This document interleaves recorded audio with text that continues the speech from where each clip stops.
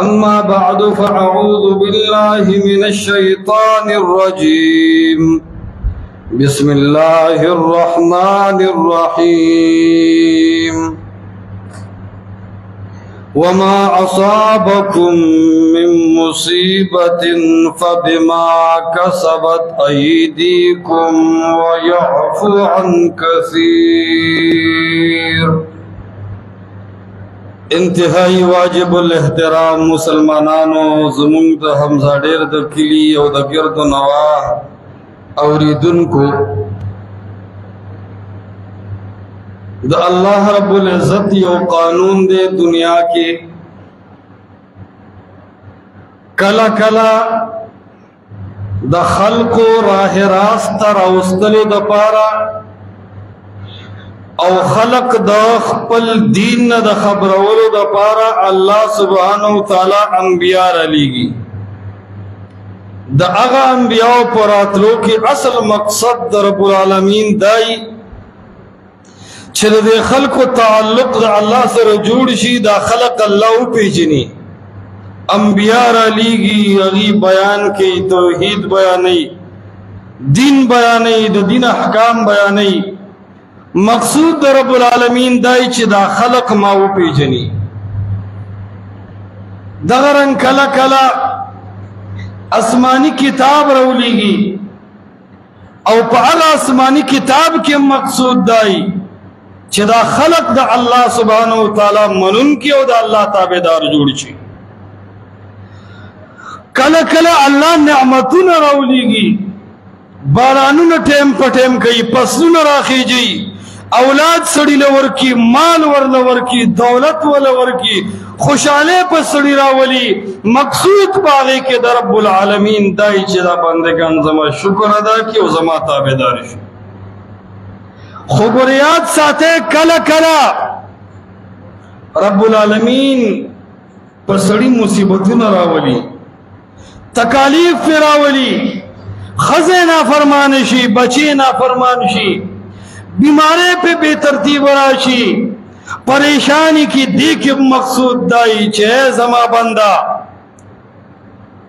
یو غم میں در باندر آوستو، یو دو دن خطا شو.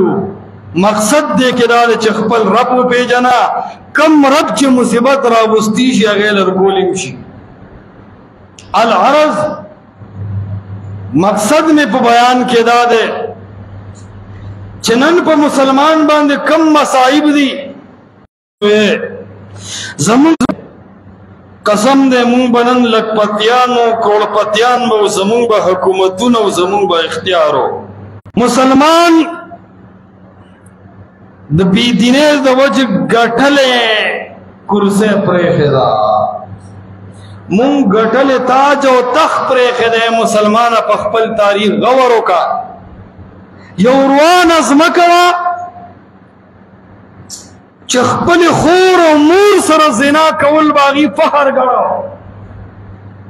دا جواندی ساروی دا پتن بیغوخا کٹ کلا او رتب اکلا. وی دا ساروی بچگی وی اللہ با پدور رحمیگی نو پمون بمبارانو کی. آغا خلق چاغی با پلار کے د خزی پا خیٹ باندے تور راخ کلا او وی بے اس بے پتو لگی چی دا دی زنانا پا خیٹ نارینا حمل لے او کد زنانا دے.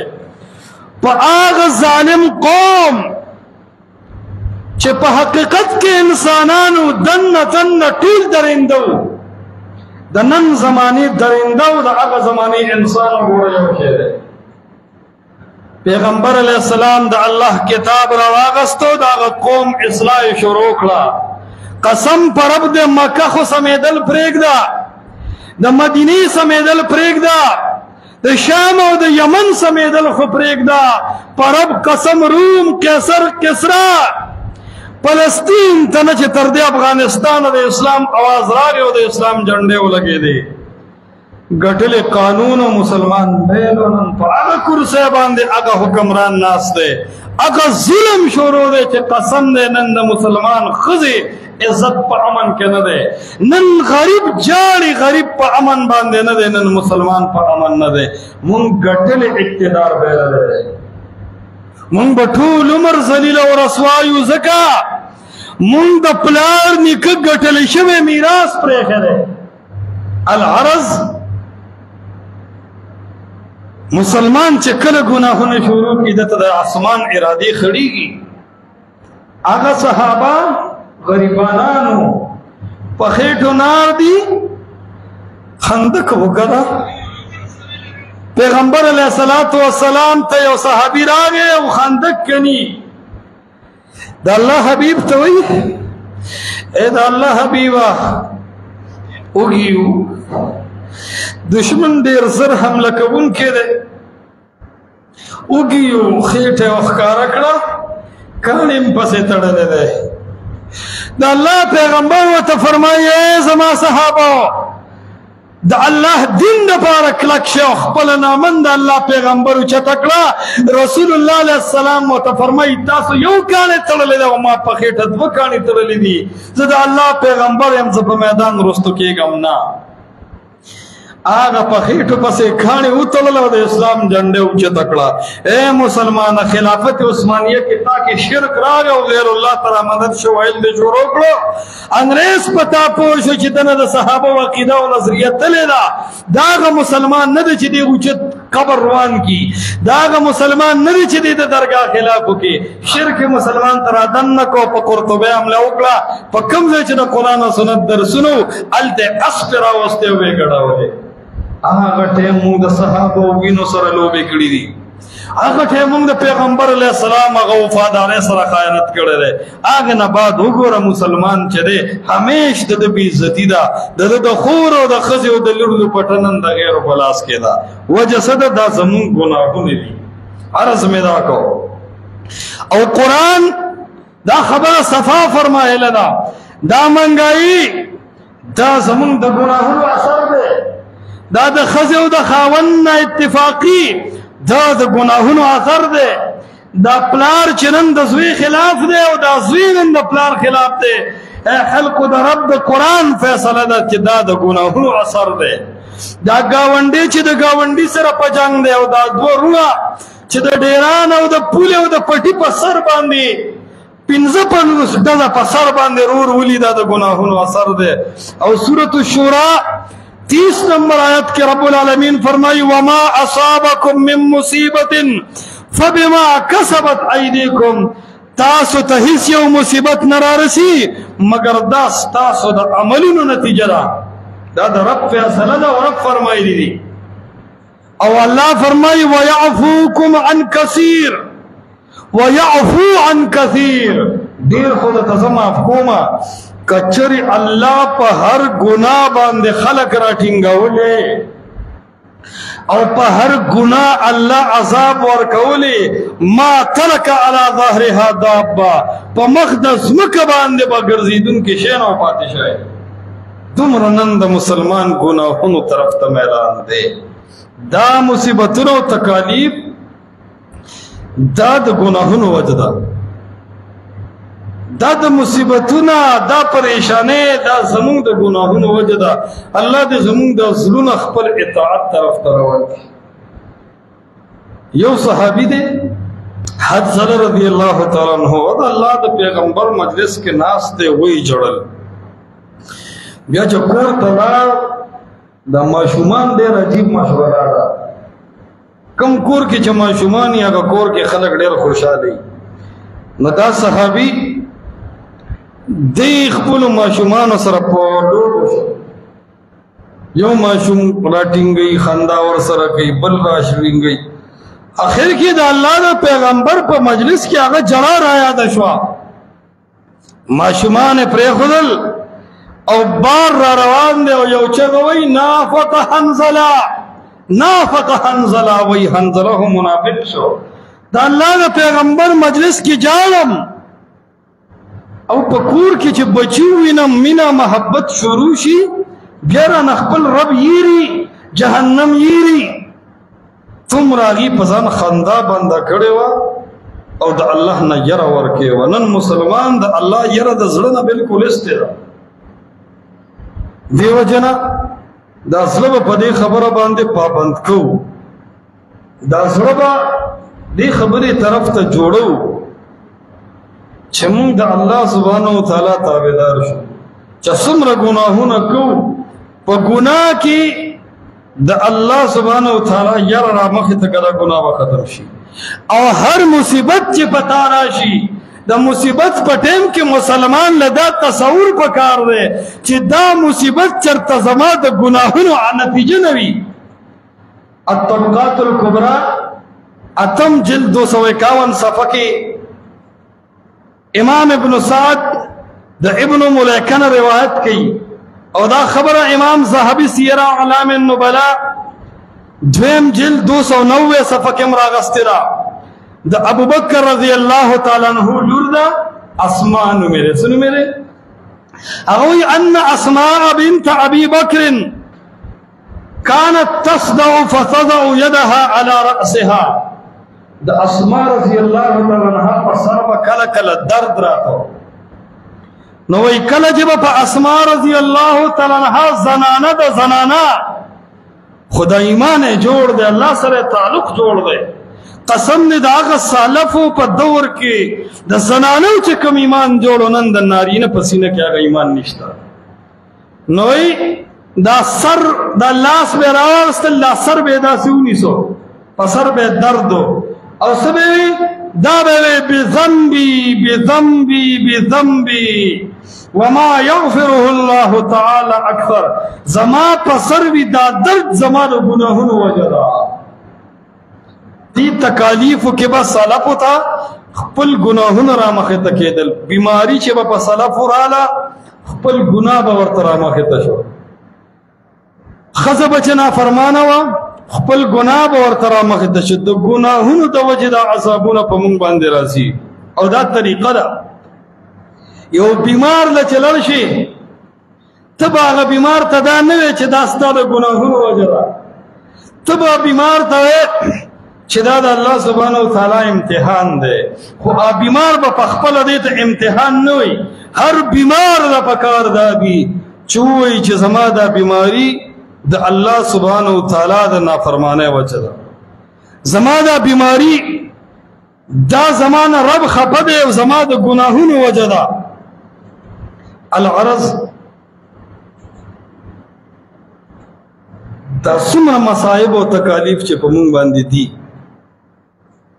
پکار دا چې دې تکالیفو کې مونږ خپل ګناهونه را مخې ته کړو او ووایو چیرې دا زما ګناه دی، دا زما ګناه دی، او د دې ګناه د وجې ما نه رب العالمین خفه دی. صرف په دې تمه باندې ژوند نه تېروو چې یاره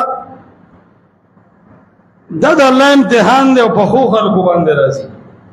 دا خو یو ښه امید دی، خو په دې فروفتن دور کې پکار دا چې موږ تکالیفو سره خپل ګناهونه را مخې ته کړو. لکه داسې کوم ګناه دی چې نن په مسلمان کې نشته. شرک په ټولو کې عظیم ګناه دی، هغه په موږ کې شته. بدعات دویم نمبر ګناهونو لري شرک نه بعد. بدعات هم نن په مسلمان کې سلګ نه دي، ډېر زیات بدعات دي. ورکې دارنګه ظلم عام دی، رشوت عام دی، زنا عام ده. او کله چې د یو قوم حال داسې شي چې تش ګناهونه او ګناهونه په هغې به د الله عذابونه راځي که نه به راځي؟ دا ټول د هغه ګناهونو وجه ده. پکار دا دی چې موږ په صحیح معنو کې خپل رب العالمین ته متوجه شو، وجاړو چې ای الله دا ګناهونه په ما باندې راغلي دي، دا مصیبتونه په ما باندې راغلي دي. یا الله زه اعتراف کوم، الله زه جړا کوم، زه د خپلو ګناهونو معافي ستا دربار کې غواړم، ای الله ما معاف کړه. هر سړي باندې چې پریشانی ده که نه، دا د ګناهونو وجه ده. تاسو ګورئ زمونږ دا حکمران ولې پریشانه دی، زمونږ د ملک حالات ولې بې کنټروله دي. هر حکمران چې راغلی دی هغه په غریب ظلم کوي، هر حکمران چې راغلی دی هغه د خپلو عوامو خیال نه دی ساتلی، ار حکمران چې راغلی دی هغه د الله د دین مخالفت کړی دی. ار حکمران چې راغلی دی هغه په فیصله کې، هغه په مسله کې، هغه په مشوره کې د الله کتاب او د محمد رسول الله صلی الله علیه وسلم حدیث پریخي دي، قرآن حدیث پریخي دي، خپل رائے پس او د خلکو خبرو پس روان شوی دی. نو کله چې حاکمان ظلم کوي تاسو ګورئ د هر سړي چې حکومتي باقي ټول اسمبلی دغه خلاف درنې کوي او احتجاجونه کوي. داسې کني د هر سړي چې حکومتي باقي ټول اسمبلی دغه خلاف ولاړی. ولې؟ دا د حاکم ګناه دی چې دی د غریب خیال نه ساتي. دا د حاکم ګناه دی چې دی د قرآن او د حدیث د اصول خیال نه ساتي. دا د حاکم ظلم دی، دا د هغه زیاتې دی چې دی د ښځو د دین د مدارسو خیال نه ساتي. بس الله ټول عوام د خلاف کړي دي. دا مصیبت په دې خلکو باندې د دې وجه راغلی دی چې دا قرآن او حدیث ته تسلیم نه دي، تابعدار نه دي. نو عرض مې دا کو چې مسلمان باندې دا څومره پریشانې دي، د دې غټه وجه سره بېدیني، د دې غټه وجه څه ده؟ ګناهونه. الله دې وکړي چې موږ تاسو د ګناهونو نه صبر شو. ګناهونه د انسان ټول ژوند خرابوي. ګناهونه انسان د الله سبحانه وتعالی نه لرې کوي. ګناهونه د انسان زړه سختوي. پکار دا ده چې موږ د الله سبحانه وتعالی تابعدار شو. د چا چې چا سره مینه یې کنه هغه له لږ خفګان هم نه ورکوي. یاره پلانکي سره زما دوستي په ګپ کې ورسره هم سخته خبره نه کوو. مونږ د الله نافرماني ولې کوو؟ ځکه یې کوو چې زمونږ الله سره مینه حقیقي نه ده. که زمونږ الله سره محبت حقیقي شو مونږ به د رب العالمین نافرمانۍ ته چرېم تیارو. د چا چې ښځې سره محبت یې خپله ښځه خفه کوي، د چا چې کم بچي سره مینه زیاته یي هغه بچی خفه کوي، د چا چې کم دوست سره مینه زیاته یي هغه دوست خفه کوي، د چا چې کم حکمران او کم لیډر سره مینه زیاته ده د هغه لیډر خبره غورځوي. نو موږ د رب خبرې ولې غورځوو؟ چې کم بچي سره د مینه ده د هغه بچي خبره نه غورځوي، او کم رب سره چې د مینه ده د هغه رب خبره غورځوي. وجه دا د بچی سره او مال سره او ښځې سره د مینه حقیقي ده، هغه رب سره د مینه دروغجنه ده. شیخ الاسلام حافظ ابن القیم رحمت الله علیه نه چا تپوس کړو، الجواب الکافی کې لیکلي دي وی ار هغه ګناه غټه ده چې تا هغې ته وړو وي، ار هغه ګناه غټه ده کمې ګناه ته چې تا وړو وي، وړوکې دی وګڼو بس غټ دی. او دې ته مه ګوره چې دا ګناه غټ دی او که وړوکې دی. زهر لږ بهتر دی که ډېر بهتر دی؟ زهر په هر اعتبار سره خطرناک دی، که لږ زهري که ډېر زهري، خو زهر خطرناک شی دی. ګناه مثال د زهرو دی. وړوکې ګناه او غټ ګناه دا ټول زهر دی. په دې باندې ستا رب خفه کېږي. که وړه ګناه ده نو دام د رب نافرماني ده، که غټه ګناه ده دام د رب نافرماني ده. شیخ الاسلام حافظ ابن تیمیه رحمت الله علیه خپل شاګرد علامه ابن القیم ته وایي چې د ګناه غټوالي وړوکوالي ته مه ګوره، د دې کم ذات نافرماني چې کوي هغه ذات ته وګوره. که ګناه وړه ده خو د کم ذات چې کوي هغه ذات لوی دی، نو دا هغه لوی ذات نه لږه نافرماني پکار ده او نه ډېره. او که موږ نافرمانۍ کوو کله چې یو ګناه کوې نو یو تصور کوه بیا به دا ګناه نه صبر شي او دا ډېر بهترینه نتیجه ده. یو چې کله انسان ګناه کوي د ګناه په ټیم کې د انسان له دا سوچ پکار دی چې دې ټیم کې ما زما رب ویني او که نه. نو هر ټیم زمونږ رب مونږ ویني، چې دا تصور دی د ګناه په ټیم کې راو کو چې زما رب ما ویني. د ګناه نه د بچ کېدو د منع کېدو دا یو لار ده. دویم چې کله ګناه کې دا وایه چې د دې ګناه لذت او مزه لږ سات ده که ټول عمر ده، او دې ته هم ګوره چې د دې نتیجه شته او که نشته. نو ظاهره خبره ده د هر ګناه مزه لږ ساتي خو د رب نافرماني ټول عمري. دریم د دې ګناه اثر به په ما باندې وي او که نه به وي نو مسلمان ته به پته وي چې وما اصابکم من مصیبت فبما کسبت ایدیکم د رب نافرمانی چې د وکړه دغه رب یو نه یو ورځ تاله د دې عذاب او د دې سزا درکوي. دویم دا ګناه نن زه پټه کوم دا به یو ورځ ښکاره کېږي او که نه نو دا ضمیر به در آواز درکوي چې په میدان محشر به تمام امت د ستا د دې ګناه نه خبرېږي. نو د ګناه په ټیم کې چې دا یو څو خبرې راوستي بیا به د دې ګناه نه کرکه پیدا شي او رستو به شي او د ګناه نه به توبه طایف شي. یو دا چې دا زه د کم رب ګناه کوم دا رب ما ویني او که نه جواب بدل دا ضمیر درکوي چې ستا د رب نه څه شی پټېدی نشي ستا رب تا ویني. دویم ستا رب به تاله د دې عذاب درکوي. دریم ستا دا ګناه پټ نه پاتې کېږي دا به تمام محشر یو ورځ ویني. څلورم ستا دا ګناه به ستا د بېعزتۍ او د مخ د تورېدو سبب ګرځي چې کله دا تصور مسلمان وکړي یاد ساته بیا د انسان زړه ګناه طرف ته نه مایله کېږي. سلفو په هغې چې به مشکل راغی هغې به فوراً خپلو ګناهونو طرف ته توجه کوله. امام قرطبي رحمت الله علیه یو واقعه لیکي د مرة همداني نه هغه وایي رأيت على كف شريح قرحة شريح مې ولیده چې په دې تلي په منځ کې یو دانه راخېتې وه. نو ما ورته وویل یا ابا امیه ما هذا ستا خو د تلي په منځ کې دانه راخېتې ده دا ولې ویا په جړا شو او ما ته وویل هذا بما کسبت ایدیکم ویعفو عن کثیر زمون گناهونه دومره زیات دي چې دا دانه مو په دې ژبو راوخېږي الله معاف کړی ژبې راله بچ کړې ده خو زما په لاس دا راخېتې دانه زما د ګناهونو وجه ده. سلف دي صحابه دي تابعین دي چې بیماری پې راشي نو وایي نه ماله تسلي مه راکوه چې دا د الله امتحان دی ما ګناهونه کړي دي او دا د هغه ګناهونو نتیجه ده.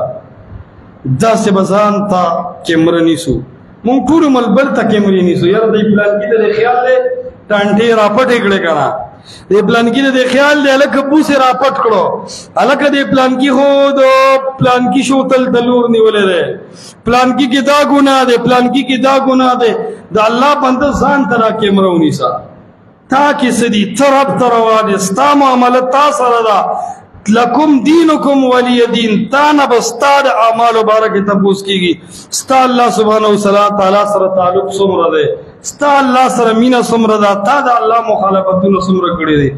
تفسیر قرطبی یو واقعا نکل کڑی را شپارسم جلد کے اگوی دا محمد ابن سیرین دباندی یوزل قرص دیر زیاد شو انتہائی قرص پہ زیاد شنو یو ملگلے والا راگے ورتوی شیخ پتا خودل زیاد قرض دے سو وجہ کی دیشی ناغو توی انی لأعرف هذا الغم زدا مصیبت پی جنم چی دا مصیبت پا ماولی راگلے دے او بیاوی هذا بذنب اصبته منذ 40 سنة صلویخ کال مخ کے ما یو گناہ کرو دا اغا گناہ دا وجنن پا ما اللہ قرض راوستے سلویخ کال مخی میں یو گناہ کرے محمد ابن سیرین وی چی دا دا اگا گناہ وجد چی اللہ ننزا قرضدار اکرم دو خبری دی یو خدا چی دا قرضون پسڑی زیادی کی دام دا گناہونو وجد تا دیر قرضون میدری دی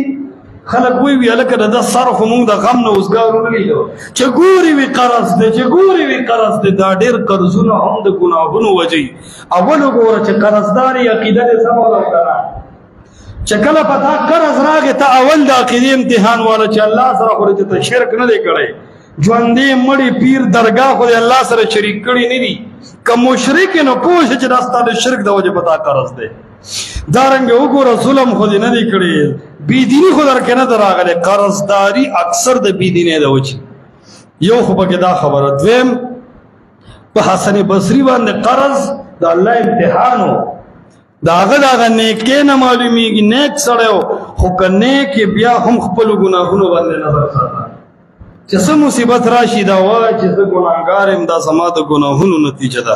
عرض مې دا کو ګناه د دې اثر ګورې په دنیا کې ښکاره کېږي. موږ به دا نیت کوو چې د الله نافرمانۍ به پرېږدو.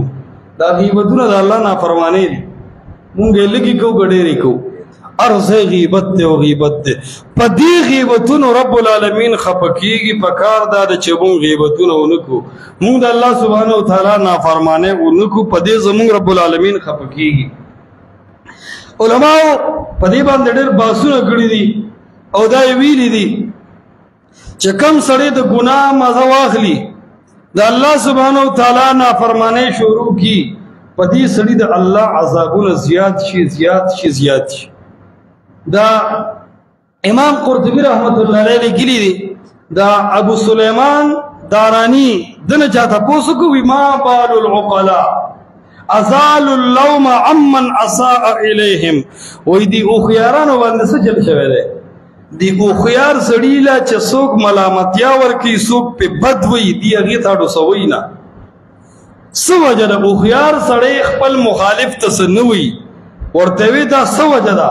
هغه ته ناشنا جواب ورکوي لانهم علموا ان الله تعالی انما ابتلاهم بذنوبهم. چې دې ته دا پته ده چې مونږ پسې دا بدن ځکه لګیا دی چې دا د عمل نتیجه ده.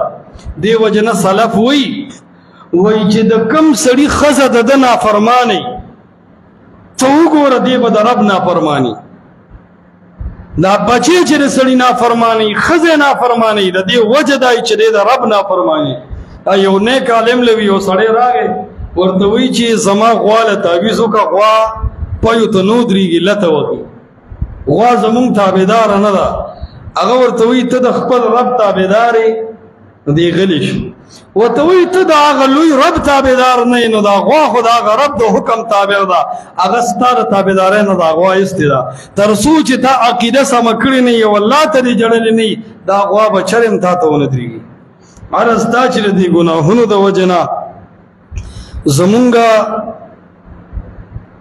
مصیبتونه او تکالیف راځي. یاد ساته دا ونه وایې چې زمونږ د عمل دک نتیجه و چې الله راکړه. الله فرمایي نه لیذیقهم بعض الذي عملوا.